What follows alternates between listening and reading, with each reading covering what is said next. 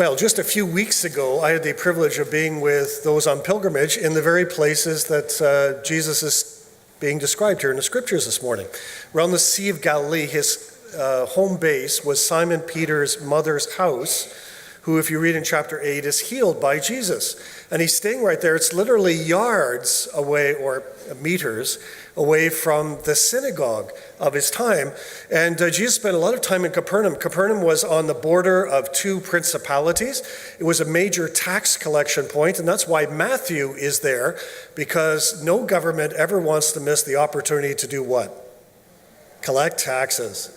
That's exactly it. It's almost universal. And Jesus, of course, is ministering in Capernaum, and a number of his miracles take place there. He heals the synagogue leader or elder's daughter. He heals a woman who's hemorrhaging blood, and she touches his cloak, and she receives a healing. He ministers to a paralytic man in chapters 8 and 9. You read the stories. He even calms the forces of nature. And Matthew is making all of these points is to give us a picture of who Jesus is. You see, it's not just enough to say Jesus is a great teacher. Yes, he was an amazing teacher, but he's far more than that. He's the Messiah, the Savior come amongst us, says Matthew.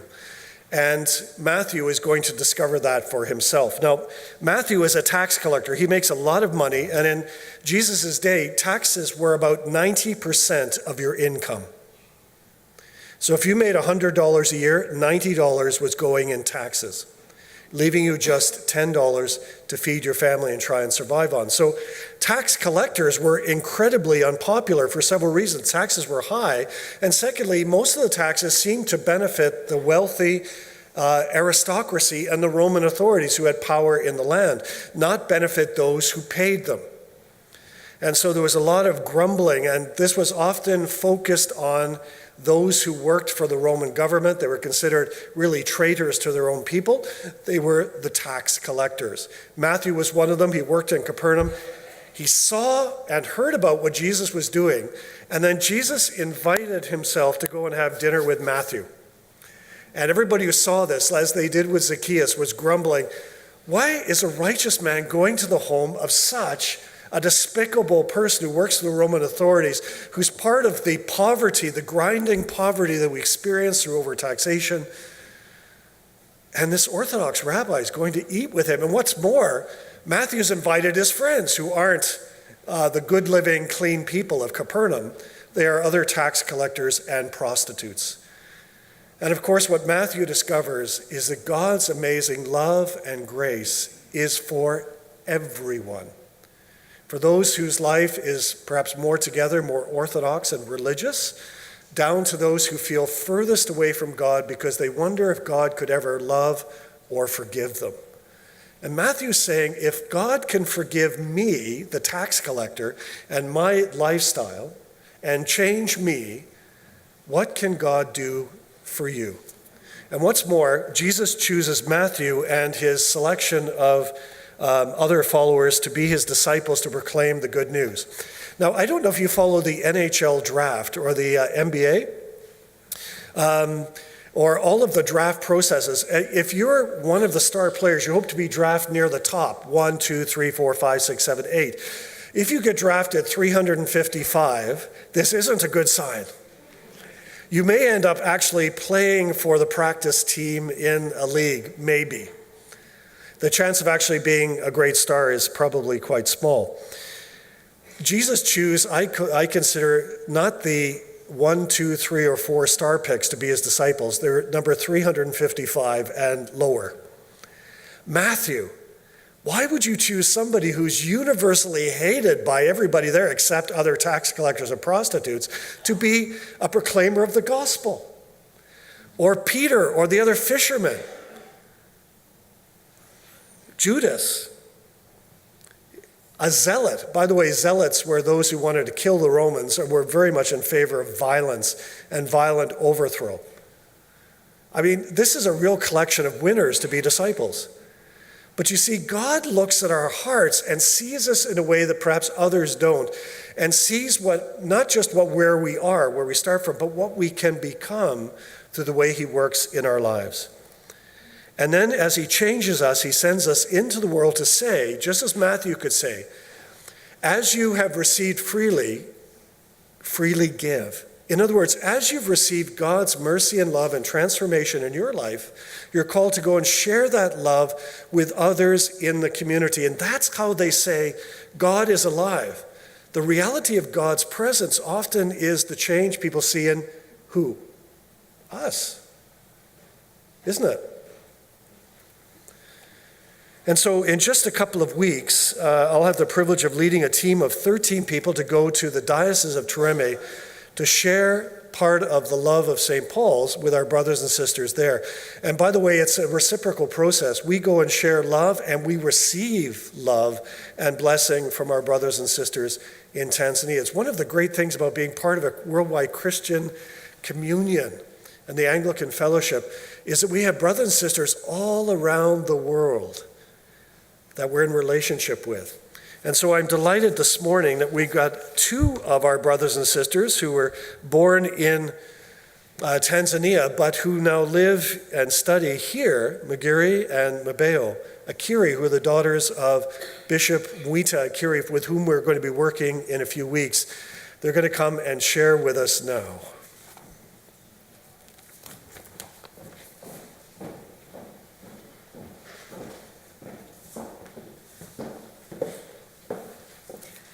Good morning, church. As Canon Kim said, we are happy to have this opportunity to fundraise money to support young women and girls in Tarime.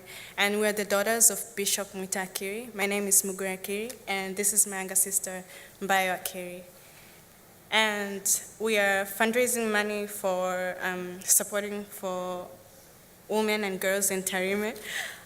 In Anglican Diocese of Tarime, which is in Tanzania, in East Africa.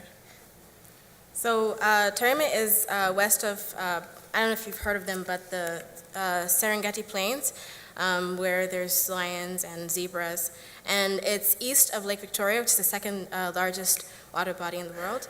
And the Diocese of Tarime is a really new diocese because the region that Tarime was in was divided into three in 2010. So Tarime is only 6 years old, and our father, Bishop Mwita Akiri, is the founder of this diocese. So the whole vision for this project is from the verse from the Bible, abundant life in Jesus Christ, which is from John chapter 10, verses 10. And as you can see on the screen, that is Bishop Mwita Akiri, and that is me, and our mother and younger sister. So this diocese is really young, but through our father's hard work, it grew from only 1,000 people from when it first started to around 4,000 people as of last year. And there's been lots of work towards building churches and getting new people to lead the ministry for the new people that are joining every single day. But there's still lots of work to be done. Because out of all the people in that region, only 10% are Christian or have ever even heard of the gospel, which means that the rest are left to following more traditional, more ancestral practices. And one of these practices, which is the major reason for why we're here presenting to you today, is female circumcision, or female genital mutilation, which happens to very, very young girls, as young as 14. And on that note, underage marriages are being accelerated by female circumcision. And for young girls, they think that is the time that they can be adults. And also, so there is no need to go to school, and then that's life already. And then, so one of the issues, one of the ways that Bishop Mwita Akiri came up was to start the first sewing class, which was started in 2011. And the main aim was to help young women have income and also be independent.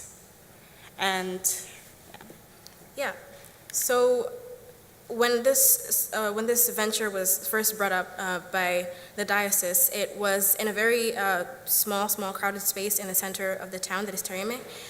So they decided that they wanted to expand, and they decided to build a new building from scratch that you can see on the left. That's a photo on the left. And on the right are the girls who have been using this building since May of 2016. And it has been funded by people here and in New Zealand, and help from people within Tanzania itself. And so since that has happened, we've had around 60 people in attendance and growing in numbers. And this is a really convenient venture because some parents can't afford to send, lots of parents actually, who subject their daughters to female genital mutilation and marry them off at a young age. They sometimes do this because they can't afford to send their children to school, because the public schools are free, but then you also have to worry about paying for their uniforms and books and things. So giving them a skill such as sewing, which is in big demand in this area of Tanzania and in this area of the world, I guess, really helps them to get on their feet and get their lives going.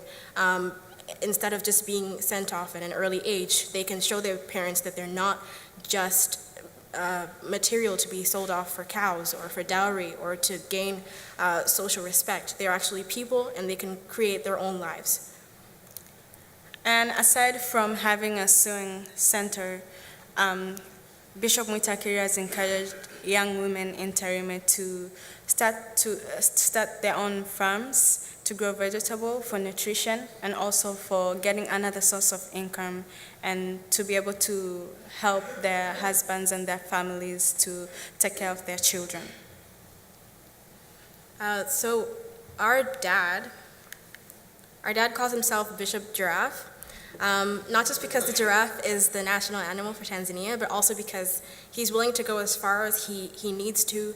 He's willing to go as far as he needs to, not just in terms of global reach, but also in terms of how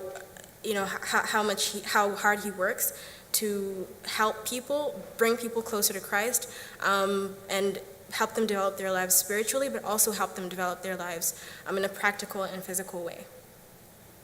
So what we're asking for today is just a toonie, and our goal is $500, and we've had help from the previous congregation, but we're only asking for a toonie to help someone's life out there become better and to bring people closer to Christ.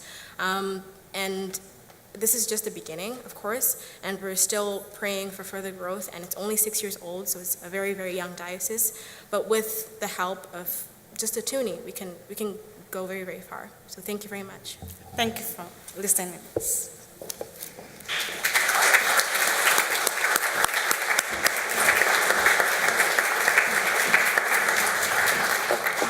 Ladies, thank you. To date, we've raised over $10,000 from St. Paul's, and that will go towards 3 projects. The construction or putting roof on 2 new churches, part of the church growth program. The providing of bicycles and motorcycles for clergy and evangelists, because many of them have multiple points and the points are quite distant from one another. And the third component is in support of the Mothers Union sewing project, which the ladies described. That has also been supported by the Arcelia Hunt Scholarship, and money given from the scholarship will help 3 of the ladies do the training necessary for sewing and get established. Any extra funds we're able to bring with us that people wish to donate will be a further blessing to that, and we'll be delighted to take that, and as you can see, it will go a long way. One of the great impacts of this is if you train someone with a skill, they can make an income for their family, improve the lifestyle of their family, but very often through the Anglican Mothers Union, women train other women in the skills, and so the blessing gets spread. And because Tanzania has one of the lowest incomes in the world per capita, money that's given goes a long way. So if you wish to give a donation, the ladies are available after the service, and feel free to ask anything that you might like about that. And do pray for the 13 people who are going to be part of the mission team to the Diocese of Tarime during the month of July. Thank you.